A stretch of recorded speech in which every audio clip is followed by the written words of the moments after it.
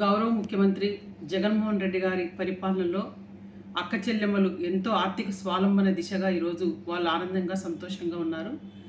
మరి పేద మధ్యతరగతి వర్గాలంటి మహిళామ తల్లుల పేర్ల మీదనే సంక్షేమ కార్యక్రమాలు తీసుకొచ్చి అమ్మ ఒడి, చేయూత, ఆసరా 30 లక్షల మంది సొంత ఇంటి కలను సాకారం చేసినటువంటి ముఖ్యమంత్రి జగనన్న.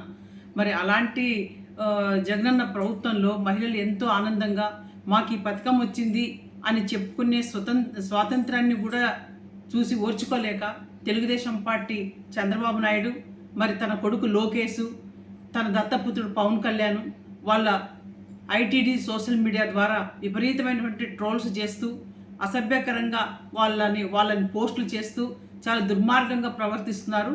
పెత్తందారుల కొమ్ము కాస్తున్నటువంటి ప్రతిపక్ష పార్టీ తెలుగుదేశం పార్టీ, జనసేన పార్టీలు మరి కనీసం వీళ్ళు పేదల గురించి ఓర్చుకోని స్థాయిలో వీళ్ళున్నారు. పేదలంటే అసలు వీళ్ళకి గిట్టదు, బీసీలంటే వీళ్ళకి గిట్టదు. మరి అసలు వీళ్ళు ఈ రాష్ట్రంలో ఎవరి కోసం రాజకీయాలు చేయాలనుకుంటున్నారు?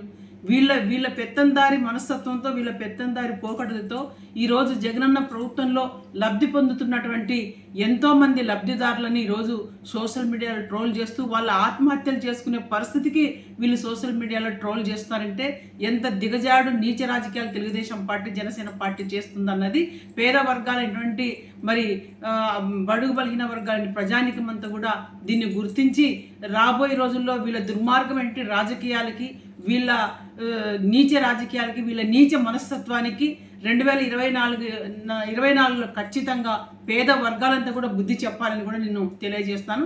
ఎందుకంటే అంజలి అనే ఒక బీసీ అమ్మాయి తనకి ఇల్లు వచ్చిందని చెప్పి ఒక ఆనందంతో తన ఆనందాన్ని వెళ్ళబుచ్చుకోవడం కూడా మరి వీళ్ళు ఓర్చుకోలేక, సహించుకోలేక ఆ అమ్మాయిని నానా రకాలుగా యాగి చేసి సోషల్ మీడియాలోన చాలా దుష్ప్రచారాలు చేసి ఆ అమ్మాయి చావు కారకులైనటువంటి తెలుగుదేశం పార్టీ చంద్రబాబు నాయుడు, పవన్ కళ్యాణ్, నారా లోకేష్ని ఖచ్చితంగా చట్టం శిక్షించాలి.